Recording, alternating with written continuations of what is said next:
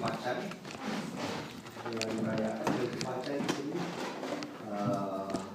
Bu Selina sama Bu Suping ya. Kemarin Pak Rahmat diundang pada acara apa? Ya. CC. Ya, itu juga bagian dari keragaman kekayaan budaya di tengah-tengah kita. Bapak Ibu dan Saudara, tadi saya baru ada kelas membership dengan Andre. Kami ketemu di satu rumah makan setengah satu tadi. Seperti biasa kalau di Amerika atau di sini kita apa namanya habis makan dapat apa ini? Fortune. Coba saya hari ini apa yang berhubungan ini? Habis makan tadi, wah ada apa ini? Time is precious, but truth is more precious than time. Keren ya, cool ya.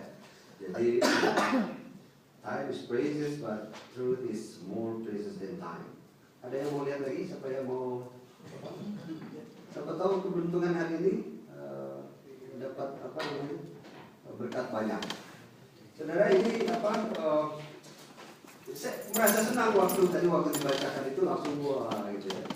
Mungkin saudara waktu setiap kali habis makan juga ini mungkin yang ditunggu-tunggu karena setelah itu mungkin ada semacam apa yang saudara rasakan kira-kira ketika membaca kemudian saudara merasa ini cocok untuk saya, apa yang saudara rasakan itu? Ada rasa senang, rasa kayak orang jadi merasa bahwa wah benar nih. Harapannya bahwa saya diberkati dengan kata-kata ini ya. Harapannya bahwa saya mendapatkan berkat. Harapannya saya mendapatkan sesuatu yang sesuai dengan kalimat-kalimat ini. Ada semacam feeling good gitu ya dengan kalimat-kalimat ini. Kita nanti akan kembali ke situ istilah feeling good.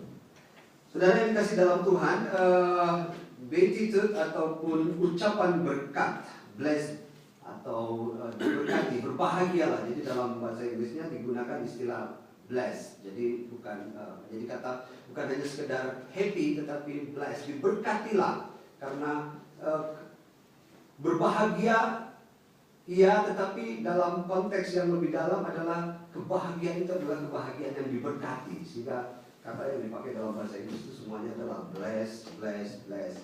Blessed are the poor in spirit, for there is the kingdom of heaven. Blessed are those, dan seterusnya. Blessed, digunakan kata blessed. Jadi lebih dalam dari hanya sekedar happy, kebahagiaan itu sendiri, tetapi kebahagiaan happy yang diberkati.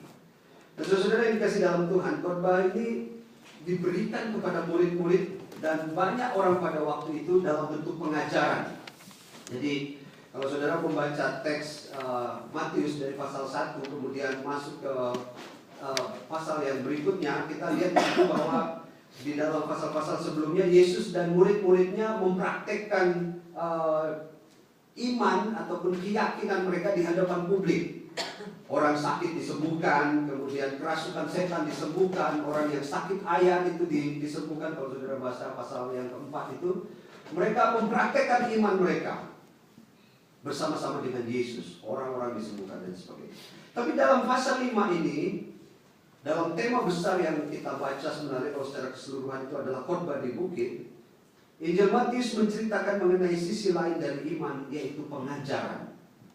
Dan ini menjadi sangat penting bagi kita karena pengajaran mengajak orang untuk benar-benar meyakini bahwa pengajaran Yesus di khotbah di bukit ini mengajak orang untuk benar-benar meyakini bahwa kebahagiaan atau berkat itu milik siapa saja. Jadi pengajaran yang Yesus ajarkan ini menjadi sangat unik karena dia mau mengajarkan tentang kebahagiaan itu adalah milik siapa saja.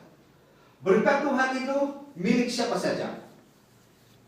Berkat Tuhan tidak dibatasi oleh ruang dan waktu, status sosial, warna kulit, ras, etnik, dan lain sebagainya. Yesus bilang, orang miskin, kamu dapat kebahagiaan. Orang yang haus dan lapar akan firman Tuhan, kamu dapat kebahagiaan. Orang yang teraniaya, kamu mendapatkan sukacita dan kerajaan surga dan seterusnya. Jadi kisah khotbah di bukit dalam pengajaran Yesus dalam ucapan berkat atau ucapan bahagia ini adalah pengajaran yang sangat progresif pada saat itu. Saya mengatakan ini sebagai sebuah pengajaran progresif. Kenapa? Karena Yesus membongkar pemahaman bahwa kebahagiaan itu hanya milik segelintir orang saja. Jadi kalau waktu itu orang pikir bahwa kebahagiaan itu hanya milik orang kaya saja. Karena orang kaya yang bisa punya banyak uang, kemudian dia memberikan persembahannya kepada imam dan imam mengatakan dosamu diampuni. Orang pikir bahwa kerajaan surga itu hanya milik orang-orang tertentu saja, para imam saja dan sebagainya. Atau kebahagiaan atau sukacita atau berkat itu hanya milik para imam atau para orang Romawi yang pada saat itu menjajah orang Israel. Tapi Yesus datang dan dia melakukan sebuah pembongkaran yang luar biasa. Dalam konteks ini saya bisa mengerti mengapa imam-imam, para imam dan kemudian orang-orang Romawi itu menjadi cemas dengan kehadiran Yesus. Karena apa yang dia ajarkan ini seolah-olah membongkar situasi yang ada pada saat itu. Kenapa kok orang-orang miskin bisa mendapatkan kebahagiaan? Kenapa kok orang-orang yang merasa berduka cita bisa mendapatkan sukacita?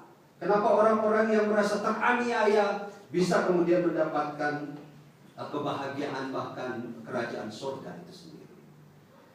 Lantas apakah Yesus hanya ingin menyenangkan orang-orang yang ada pada saat itu, yang notabene kebanyakan adalah orang-orang miskin dan tertindas? Apakah hanya itu tujuan Tuhan Yesus? Saya kira tujuan Yesus lebih daripada itu. Tuhan Yesus mengajak orang pada saat itu untuk melihat hal yang paling dalam kehidupan kita, yaitu kebahagiaan. Mengapa demikian? Karena kebahagiaan memang sulit untuk didapatkan. Jadi rupanya persoalan kebahagiaan ini Bapak Ibu, ini bukan hanya persoalan pada masa ini. Jadi mencari kebahagiaan itu sudah merupakan persoalan dari 2000-an tahun yang lalu ketika Yesus mengajar murid-muridnya. Ini problem orang cari kebahagiaan. Dan ini menarik, ketika orang mau cari kebahagiaan, dia bisa lakukan apa saja. Dan orang-orang yang tertindas pada waktu itu, dia merasa bahwa kami sudah tidak bisa lagi memperoleh kebahagiaan dalam konteks yang seperti ini. Ketika penjajahan begitu kuat, ketika keagamaan tidak berpihak pada orang-orang miskin, bagaimana kami bisa memperoleh kebahagiaan? Yesus hadir mengatakan kebahagiaan itu, berkat itu adalah juga milik kamu. Saya ingat kemarin dalam PA, yang ikut PA kemarin, Pak Budi itu cerita bagaimana orang mau cari kebahagiaan dalam arti supaya tetap bahagia di hari tua juga. Caranya gimana? Kumpulin uang banyak-banyak. Kumpulin uang bukan di bank, tapi ditaruh di tempat tidur. Jadi uangnya banyak sekali di tempat tidur sampai ribuan dolar. Dia pikir kalau nanti tua, dia tidak punya siapa-siapa lagi, dia akan bahagia. Karena apa? Dia punya uang banyak. Saudara, apa yang terjadi? Pak Budi cerita. Siapa cerita? Istrinya atau Pak Budi? Apa yang terjadi? Kemudian mati itu orang. Jadi dia berpikir bahwa kebahagiaan karena materi dengan menyimpan uang begitu banyak di tempat tidurnya sampai ribuan dolar untuk masa depan, masa tuanya, ternyata itu nggak bisa menjamin bahwa dia bisa menjadi bahagia. Dan akhirnya apa? Dia mati tiba-tiba. Dan uangnya siapa yang ambil? Diambil oleh government. Karena apa? Karena dia mencari kebahagiaan begitu rupa untuk mendapatkan kebahagiaan itu dari sisi yang eksternal. Artinya, jadi kalau saudara senang dalam membaca bacaan-bacaan filsafat, ini filsafat Stoa sebenarnya, stoicisme itu mengajarkan tentang kamu nggak bisa dapatkan kebahagiaan itu dari luar, dari external life, tapi dia mendapatkan kebahagiaan itu dari sisi batin. Dan sebenarnya ini menjadi inspirasi sebenarnya bagi pengajaran-pengajaran pada waktu itu. Dan Yesus juga saya kira menjadi bagian dari pengajaran yang sama, meskipun nanti dalam analisa selanjutnya ada perbedaan yang sangat mendalam. Tapi kita sepakat bahwa ternyata kebahagiaan itu nggak bisa dilihat dari sisi luar. Saudara mungkin kaya, saudara mungkin punya karir, saudara mungkin kita punya kehebatan dan sebagainya. Tetapi yakinlah bahwa itu semua tidak bisa mendapatkan atau menjadikan hidup ini menjadi bahagia dalam artian sebahagia-bahagianya.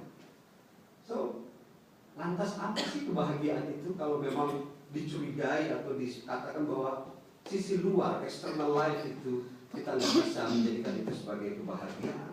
Lantas apa yang menjadi inti kebahagiaan yang Yesus mau katakan kepada orang percaya?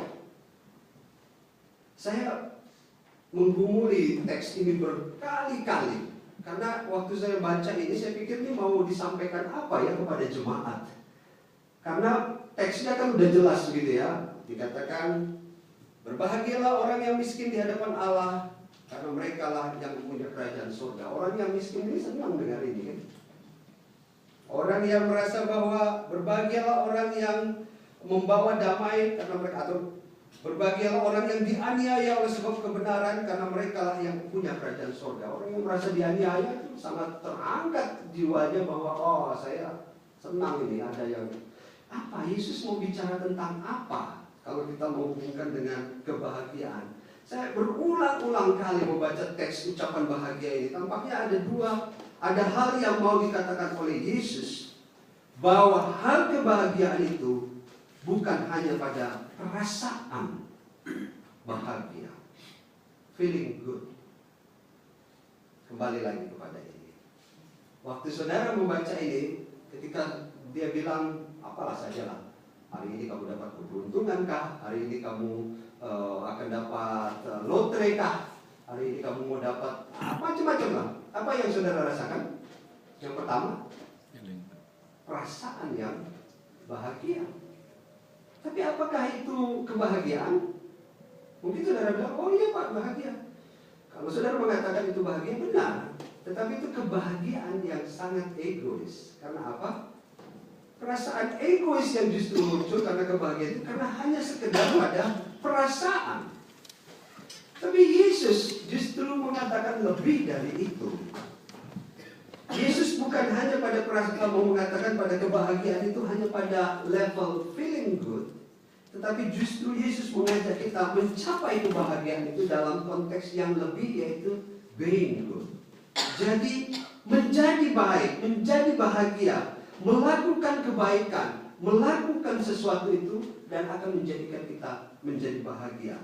Kita memperoleh kebahagiaan justru karena kita melakukan kebaikan itu bagi diri kita dan juga bagi orang lain.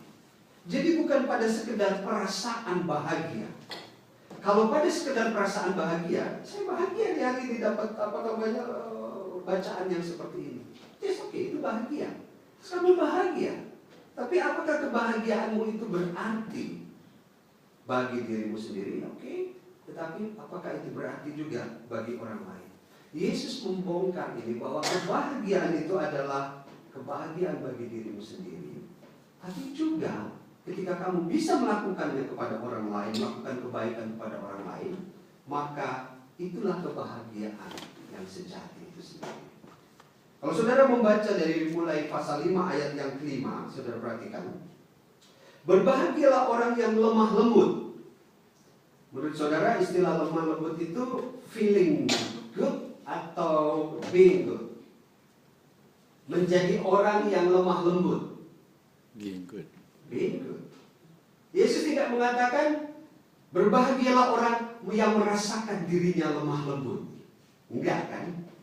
Yang Yesus mengatakan berbahagialah orang yang melakukan atau yang menjadi lemah lembut.